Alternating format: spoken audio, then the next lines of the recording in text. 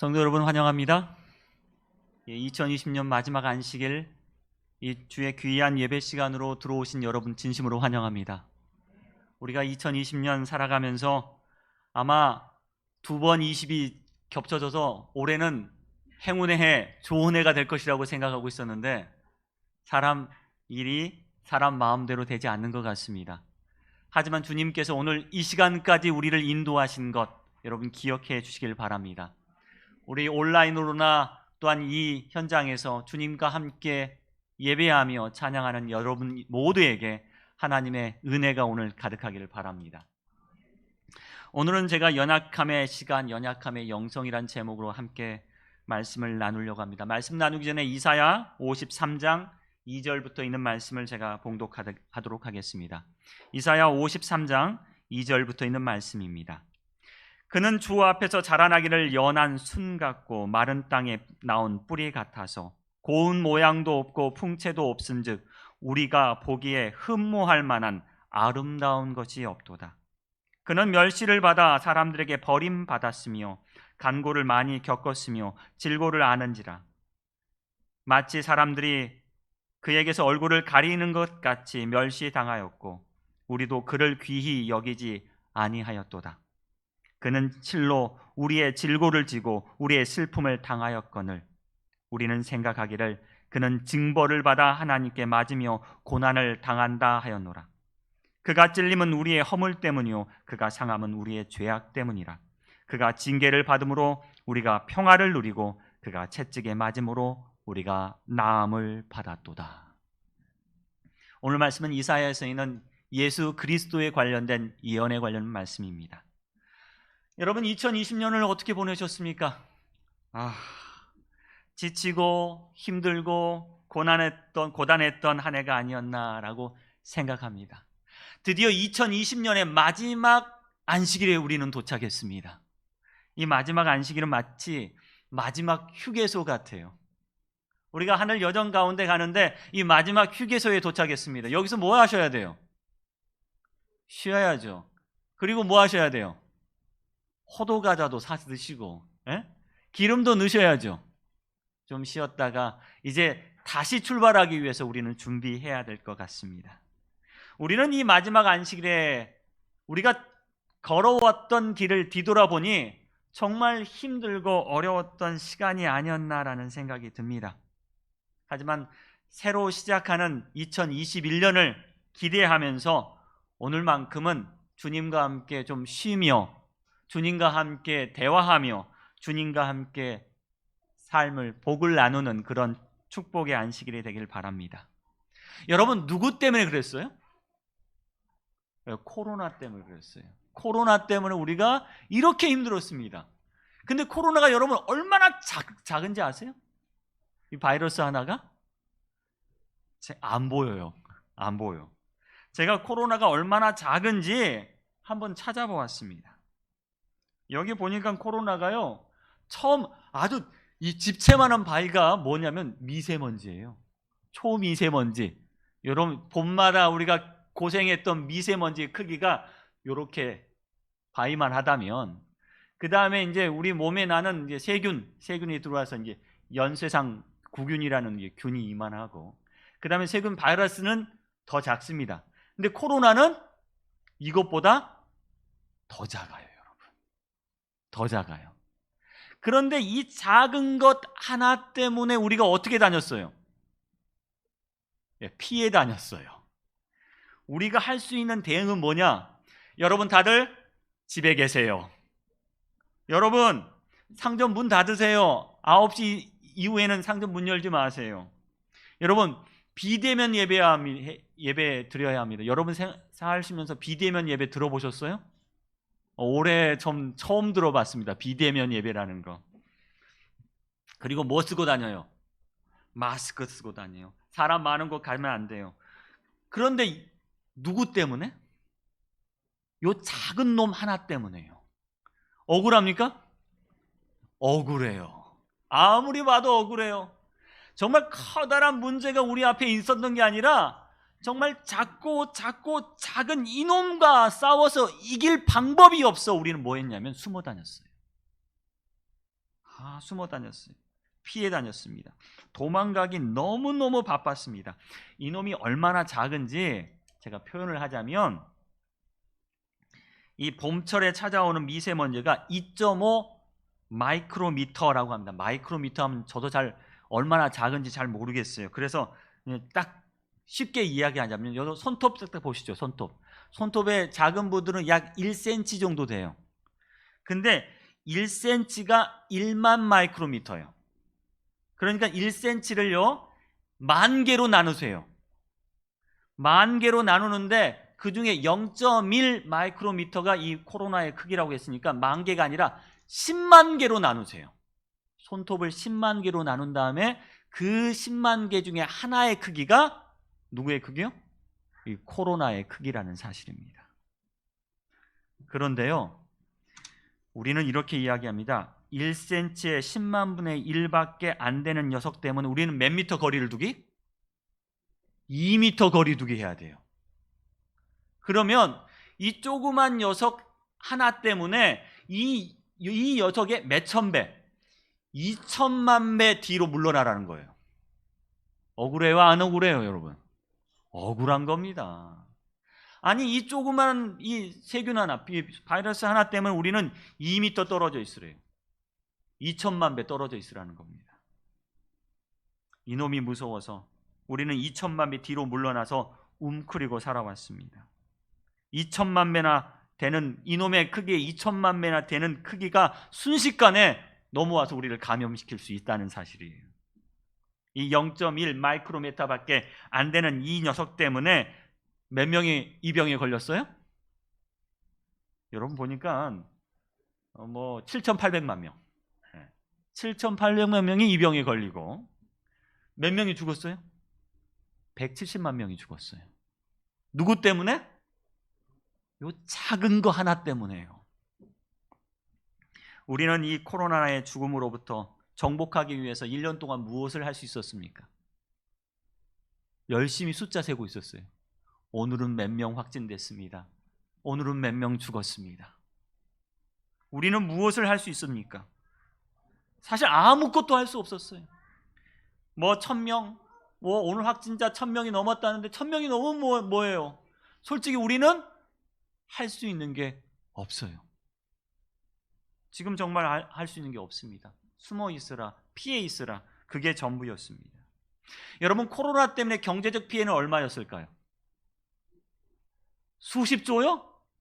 아니죠. 코로나가 시작될 무렵 2020년 3월 6일 날 한국경제신문에서 ADB, 이게 아시아개발은행입니다. 이 아시아개발은행의 보고서를 바탕으로 보고를 했어요.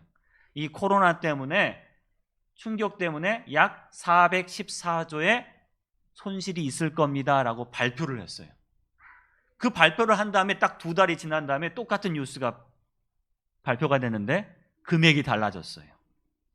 이 ABD, 아시아개발은행에서 다시 발표를 한 거예요. 아닙니다.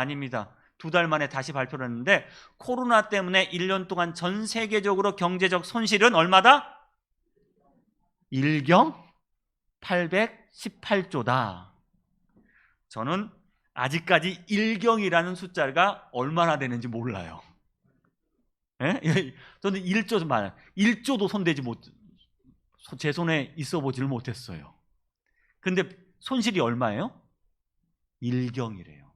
2달 만에. 2달 만에 이 예측치를 바꿔놓았습니다.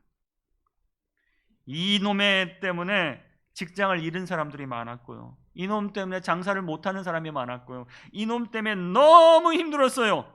이놈의 크기가 얼마나 안 돼요? 눈에 보이지도 않는데요.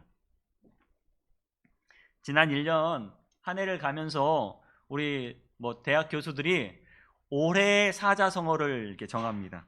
근데 올해의 사자성어가 아시타비라고 합니다. 나는 맞고 당신은 틀리다라는 뜻인데요. 저는요 다르게 생각해요. 올해의 사자성어는 뭐냐? 요거다. 속수무책. 코로나 앞에서 인간은 정말 한마디로 속수무책이었습니다. 아무것도 할 수 없어요. 교회도 마찬가지예요. 속수무책이에요. 여러분, 선진국이라고 말하는 국가에서는 뭔가 했을까요? 아니요, 못했어요. 수많은, 우리보다 더 많은 사람이 죽고 더 많은 사람들이 확진자로 나왔습니다. 뾰족한 방법이 없어요. 돈은 많고 권력은 있고 무기는 많지만 그들이 할 수 있는 건 없었다는 거예요. 2020년은 인류에게 있어서 연약함의 시간이었습니다. 우리에게 있어서 연약함의 시간들이었습니다. 무엇을 하려고 해도 우리의 힘으로 할 수 있는 게 없었어요.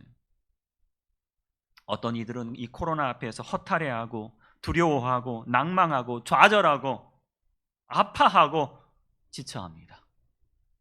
먼지보다 작은 코로나 때문에 우리는 그저 이 시련이 지나가기만을 바라고 있습니다. 하나님께서 우리에게 이런 연약함의 시간을 주신 이유가 무엇일까요? 하나님께서 우리에게 이 연약한 시간을 보내며 무엇을 깨닫기를 원하실까요?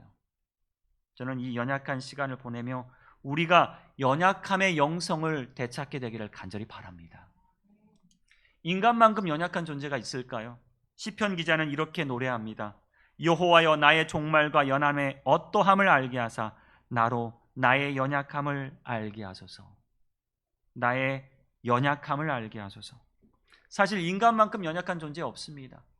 여러분, 이 추운 겨울날 못 입고 다니세요? 옷 입고 다녀야 되죠. 여러분, 동물들은 옷 입고 다녀요, 안 다녀요? 안 다녀요. 동물들이 더 나아요, 여러분.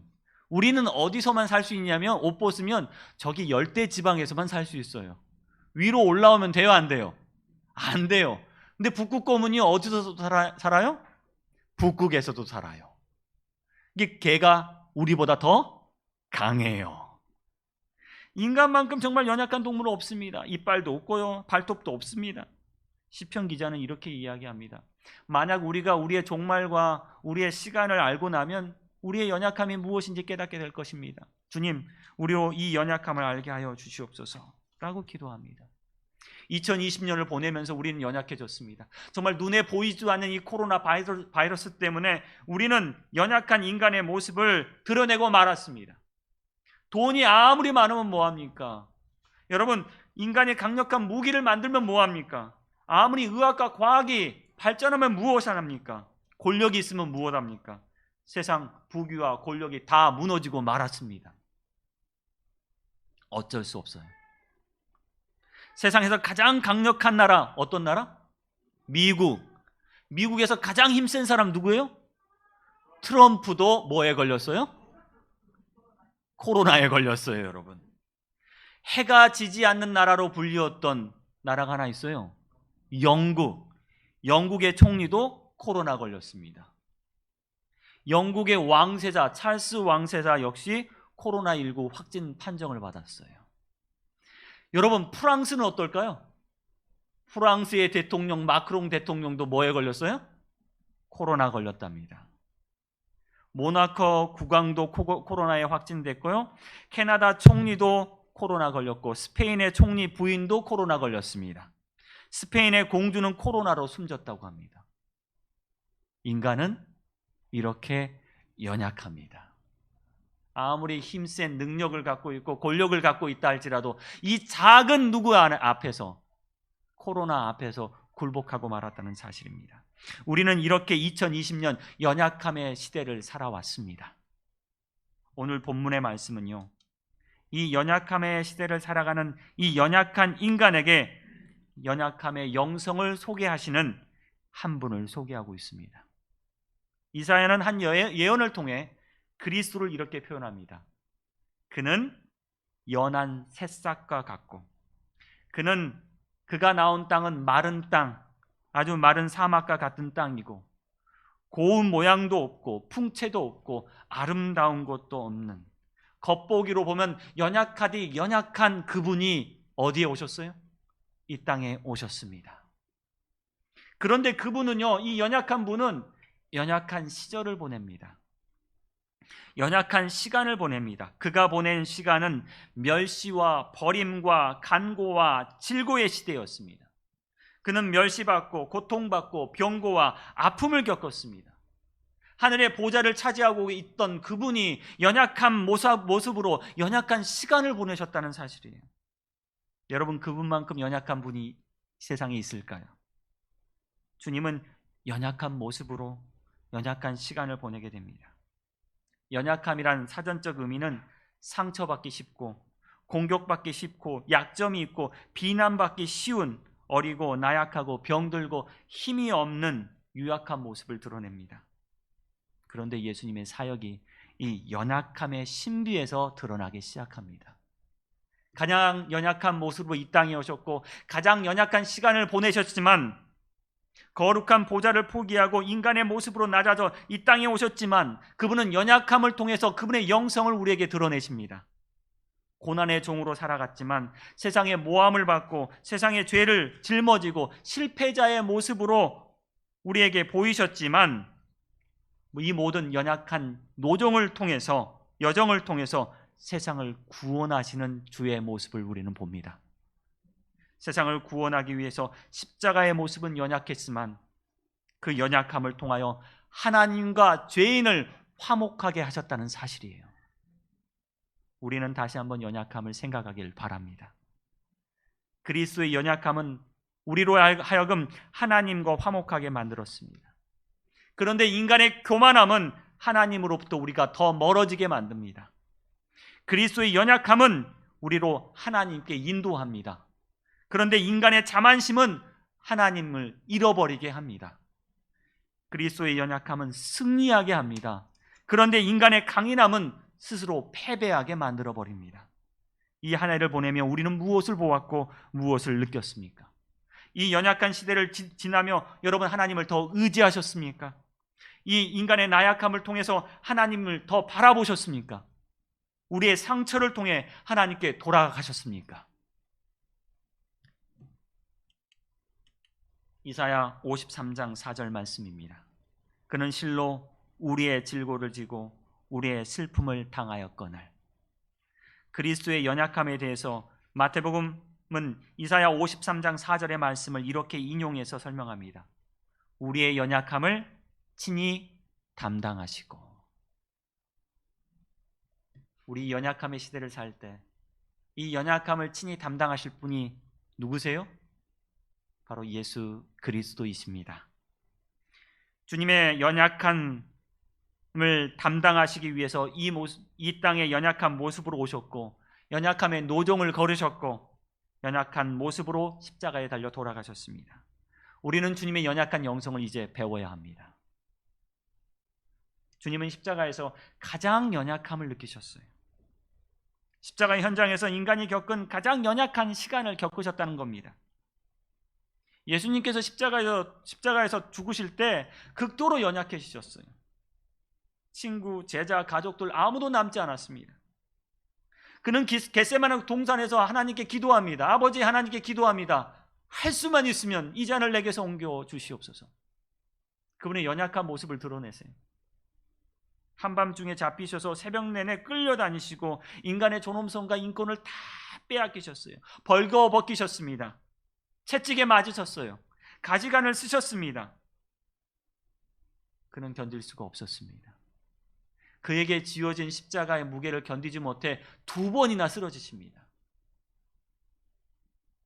주님의 이런 연약한 모습을 우리는 봅니다. 하지만 주님은 이 연약한 모습을 통해서 하나님과 연합하십니다. 극도의 연약함 속에서 그분은 최고의 열매를 거두셨다는 사실입니다. 십자가에서 죽임당하신 순간 그분은 역사상 가장 풍성한 열매를 맺게 됩니다. 이게 바로 연약함의 영성입니다. 여러분, 우리 예수님은 연약함의 영성을 가지신 분임을 기억하십시오. 우리가 이 연약함의 시대를 살아가면서 우리 역시 주님의 연약함의 영성을 배워야 합니다. 주님은 자신의 연약함을 그대로 드러내셨습니다. 그때 힘을 얻으셨습니다. 주님은 그의 연약함 때문에 누구를 만나셨어요? 하나님을 만나셨습니다. 그분의 연약함 때문에 그분은 승리하셨습니다. 그분은 자신의 연약함 때문에 기도하셨습니다. 그분은 자신의 연약함 때문에 아버지 하나님 앞으로 가셨습니다. 우리의 연약함은 바로 우리의 영성의 기본임을 기억하게 되길 바랍니다. 어쩌면 우리는 더 연약해져야 될 수도 있습니다. 언제까지요? 하나님께서 우리를 불러 세우실 때까지요.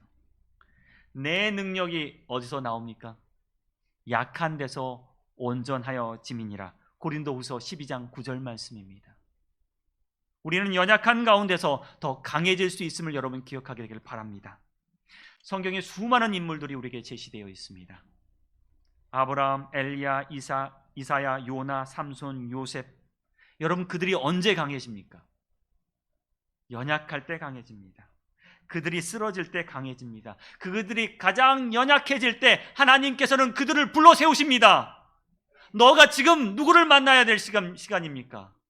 하나님을 만나야 될 시간이기 때문에 주님은 가장 연약할 때 불러 세우십니다.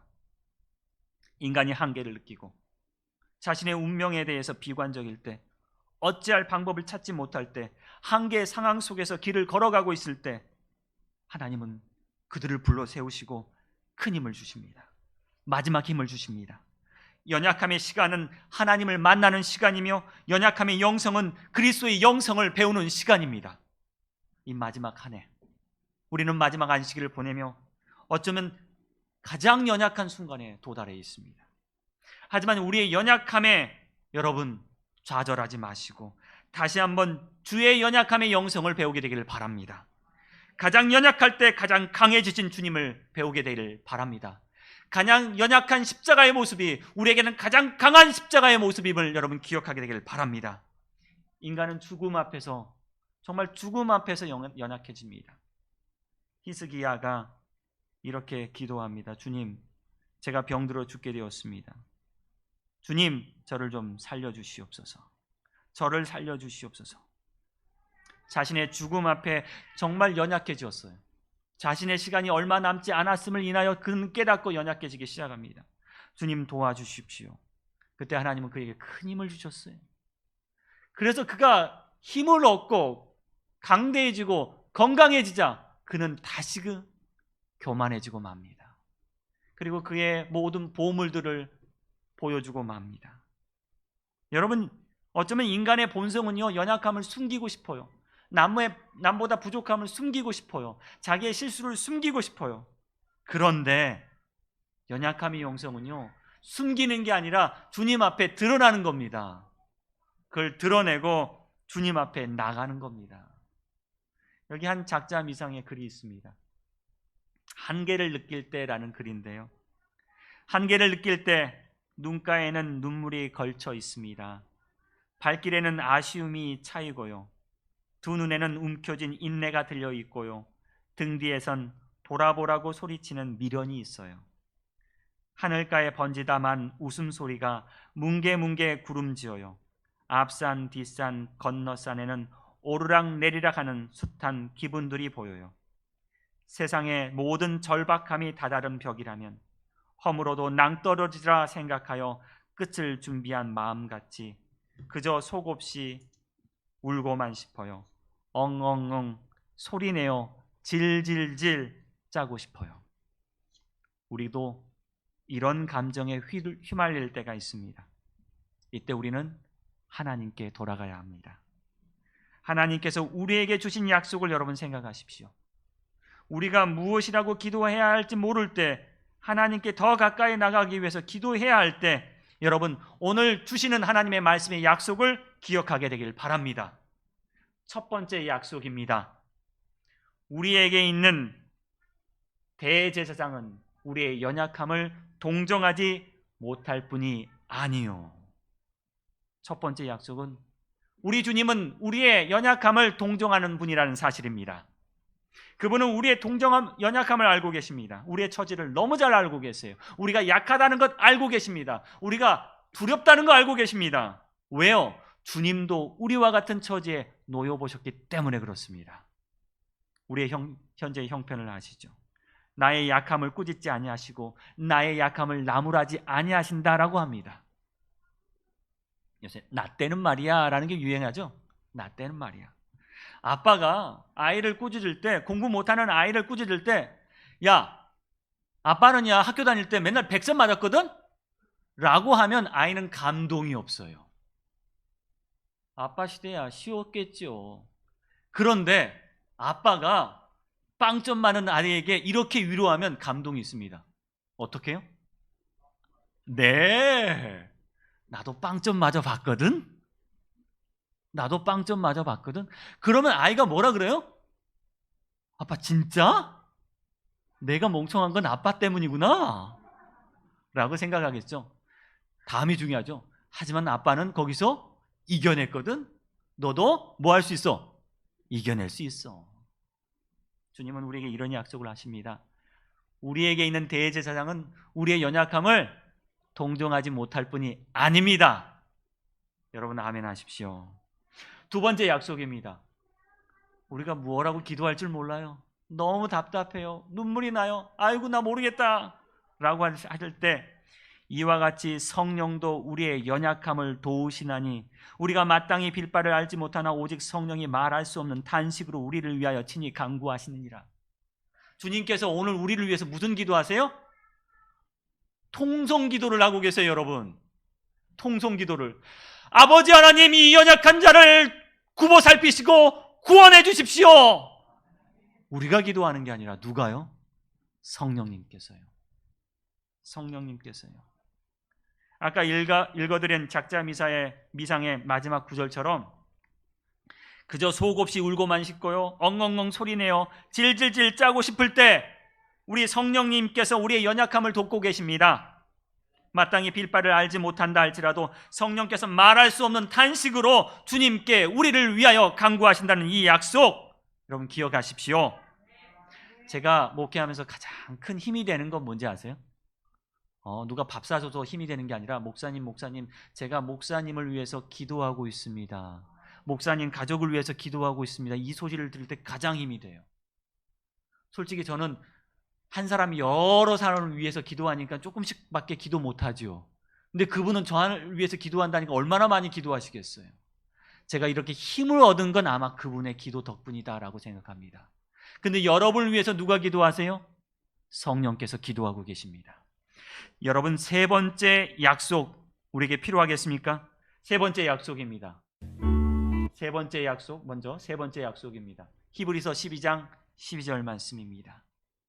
우리가 뭐라고 기도할 줄 모르고 그냥 쓰러져서 지쳐서 넘어져 있을 때 세 번째 약속, 히브리서 12장 12절. 그러므로 피곤한 손과 연약한 무릎을 일으켜 세우고, 주님께서 우리의 연약한 무릎을 세워주실 것입니다. 우리가 기도하고 너무 피곤하고 힘들어 넘어져 버렸을 때 우리 연약함을 세우시는 우리 주님의 약속을 여러분 기억하게 되길 바랍니다. 오늘 이 마지막 안식일을, 우린 연약함의 시간을 지나오고 있습니다. 그러면서 우리는 이 연약함에서 좌절하지 않고 연약함의 영성을 배웁니다. 세 가지 약속 기억하시면서 여러분 새로운 한 해를 다시 한번 시작하게 되길 바랍니다. 우리는 연약합니다. 우린 오늘 힘겨워합니다. 우린 오늘을 살아가기 너무 힘듭니다. 주 뜻 이루며 살기에 부족합니다. 우린 연약합니다. 주여 우리는 넘어집니다. 오늘 하루 또 실수합니다. 주의 긍휼을 구하는 죄인입니다. 우린 주만 바라봅니다. 여러분, 우리 부족하지만요, 주님은 완전하십니다. 완전하신 주님께서 오늘 우리를 붙들고 계십니다. 이 마지막 안식일 주님은 우리를 응원하고 계십니다. 그래, 힘들고 어렵지만 한 해 동안 고생 많이 했다. 너가 내게 헌신하는 마음 내가 다 보았다. 내가 너의 기도를 다 들었노라. 내가 너와 함께하노라. 나는 너의 연약함을 알며 나는 연약함을 동정하며 네 연약함을 도우며 너의 연약함을 일으켜 세울 것이다. 사랑하는 여러분, 오늘 우리 주님께 나가게 되기를 간절히 바랍니다. 주님께 나가 우리의 연약함을 채워주시기를 간절히 바랍니다. 약속을 여러분 믿고 새해에도 복 많이 받는 저와 여러분 되길 바라며 오늘 말씀을 드리도록 하겠습니다.